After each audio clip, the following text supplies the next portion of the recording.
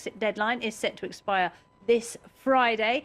The UK is due to leave the EU without a deal as it stands. May wants until 30th of June to try and find some consensus in the British Parliament, but EU leaders are keen to make that delay a bit longer. Donald Tusk, for example, is suggesting that it should last until at least the end of the year. May, though, believes she doesn't need that long.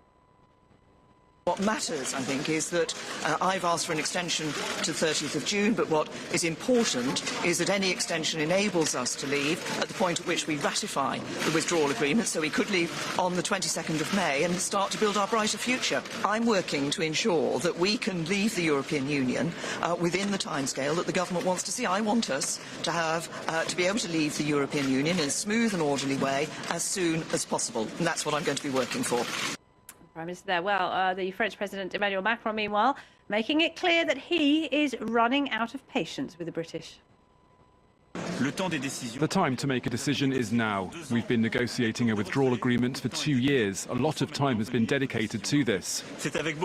Now a decision is needed. I'm eager to listen to Theresa May, but for me nothing is certain. Nothing. And in particular, when I hear these rumours, no long extension is certain. Today we need to understand why this extension has been requested, what political plan justifies it, and what the clear proposals are. Well, to make some sense of the latest step in the Brexit saga is our international affairs editor. You're asking me? Yes, I'm counting on you, Doug.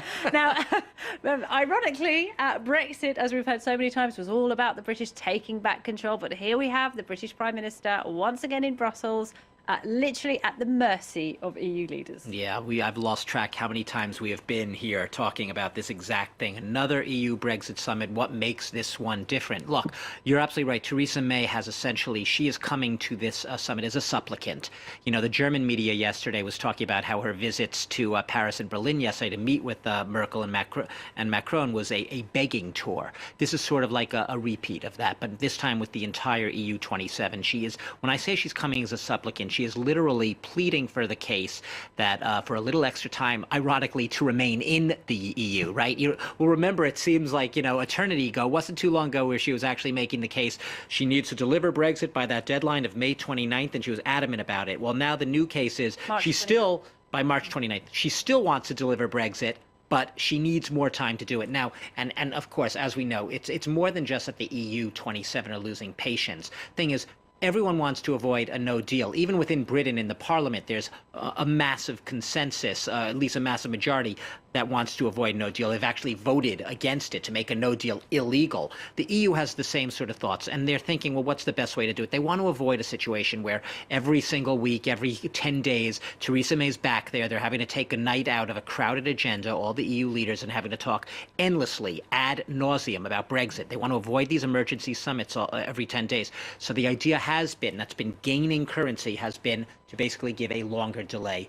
Some might argue a longer delay to, if in some in Europe would say, to make Britain come to its senses, give it some time to snap out of the Brexit trance. But the official line is the longer delay in order to really give the time that Britain might need to get some sort of withdrawal agreement through, because they've lost basically confidence in Theresa May's ability to persuade this Parliament to pass her withdrawal agreement, or even for those negotiations with the opposition right now, the Labour Party, to for her to make good on that.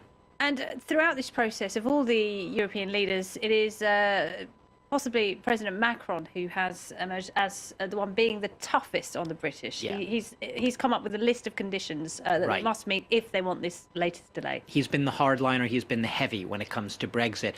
You can ask how much is theatrics, histrionics, how much is his real conviction. I think the latter in a real case. I think, you know, Emmanuel Macron, as we've been saying all along, he was never one who wanted Britain to leave, but he's also said repeatedly that he believes that it's not up to France to make the British people's decision, and they've decided, for better or for worse, to leave the European Union, and he thinks a decision needs to be made. Emmanuel Macron, obviously, he comes by, I think, his convictions honestly, in the sense that he campaigned as an ardent pro-European. He now is standing sort of on the eve of these European elections, which are in late May, Laura, as the defender of the European project. He ardently believes in integration against the nationalist and populist forces. What he fears, in a sense, is not just that Brexit process is going to drag on and literally take him and the EU, integrate his projects for the EU and reforms hostage, that is, slam on the brakes and prevent the EU from getting anything done. But he also believes that if it does drag on, it will perhaps give ammunition, extra grist to the mill of these nationalist and populist forces who are all claiming they want their national sovereignty, to point and basically say, look what the EU's done, you see? They're undermining Britain's sovereignty. They're acting against those EU technocrats, those bureaucrats in Brussels. You can't trust them. Emmanuel Macron wants to nip those nationalists and populists in the bud. He wants to be able to push on with his European project. He doesn't want Brexit dragging him down like an albatross and getting in the way. And dominating all of these summits. And dominating all these summits. He regrets seeing Britain leave, but he's also a man who likes to be seen as someone who makes a decision, and he says, it's time to go. The question is, will he bend? Probably he is going to bow to probably the EU 27 consensus and end up giving a longer delay, but it's going to come with very strict conditions as to a plan and to make sure that Britain is on its best behavior during the time of that extension, not getting in the way of the EU agenda and its decisions. All right, Douglas, thank you. And the latest from the EU summit, in fact, officials are saying that Prime Minister May is open to a longer extension as long as it can be terminated early. Right. She has no choice, really, at this point. Yeah. All right, it's all up to the EU, isn't it? Doug, thank you very much indeed. Douglas Herbert there. Well, Britain is still very much in the EU 2 weeks after it was supposed to leave. We've got the third in our special series on Brexit. Catherine Norris-Trent explains the complex and controversial Irish backstop.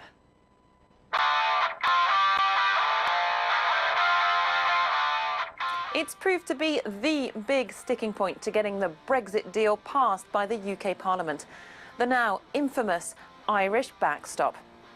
A quick refresher on geography for a moment. The UK is made up of Great Britain, so that's Scotland, England and Wales, plus Northern Ireland. And to the south, you have the Republic of Ireland, its own separate country and an EU member state. And for many decades, there was conflict over that separation between north and south, fueled by historical and religious divides. And between the 1960s and 1990s, more than 3,500 people were killed. And the border between north and south, with infrastructure and soldiers there, was a flashpoint before the Good Friday peace deal of 1998 abolished security controls. So the backstop is basically an insurance policy to make sure there'll be no hard border again between north and south. The backstop was originally the brainchild of the British government. At the end of 2017, Theresa May agreed to maintain a customs union and some single market rules in order never to see the return of a hard border between Ireland and Northern Ireland.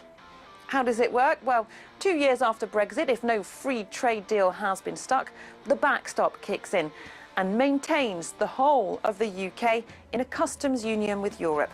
Why the whole of the UK? Well, Theresa May was adamant that she didn't want to see any major differences between Northern Ireland and mainland Britain, fearing that that could lead to the breaking up of the UK. But hardline Brexiters in her own party say they can't accept that the UK would remain in a customs union with Europe indefinitely, which the UK can't get out of unilaterally. And they've been pushing for technological solutions to this problem, such as drones or microchips on lorries. But the EU has, for the moment, rejected all of those, saying that as things stand, there is no technological solution which could apply to this 500-kilometre-long border with some 275 crossing points. So that's the backstop in a nutshell. Do join us next time for Brex What?